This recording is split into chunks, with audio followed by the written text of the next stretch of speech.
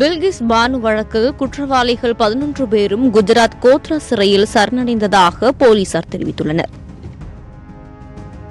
கோணம் 1.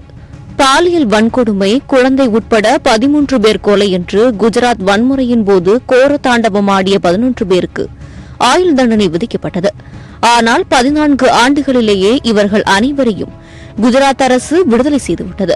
இதனை எதிர்த்து தொடரப்பட்ட வழக்கில் உச்சநீதிமன்றம் இவர்களது தண்டனையை ரத்து செய்ததால் அவர்கள் சரணடைந்திருக்கின்றனர். இது குஜராத் அரசுக்கு பின்னடைவாக பார்க்கப்படுகிறது. கோணம் 2. குஜராத்தில் வழக்கு நடந்ததனால் நீதி கிடைக்காது என்பதால் தான் இந்த வழக்கு மகாராஷ்டிரத்திற்கு மாற்றப்பட்டது. அங்குதான் தண்டனை வழங்கப்பட்டது.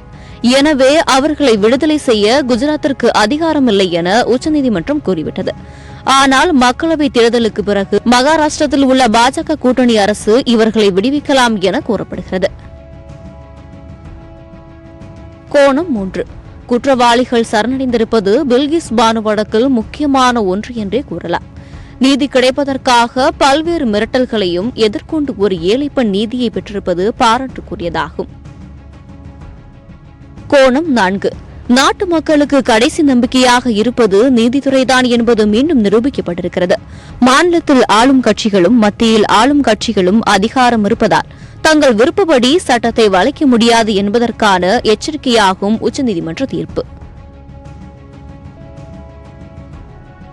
கோணம் 5. குஜராத்தில் மத்தியிலும் மாநிலத்திலும் ஆட்சியில் இருந்தது பாஜகவே. எனினும் தனக்கு நீதி வேண்டும் என்று விடாப்பிடியாக போராடியவர் பில்கிஸ் பானு. ஏனெனில் விடுதலையானவர்கள் பயங்கரமான குற்றவாளிகள். அவர்களால் எப்போதுமே பில்கிஸ் குடும்பத்திற்கு ஆபத்து ஏற்படலாம்.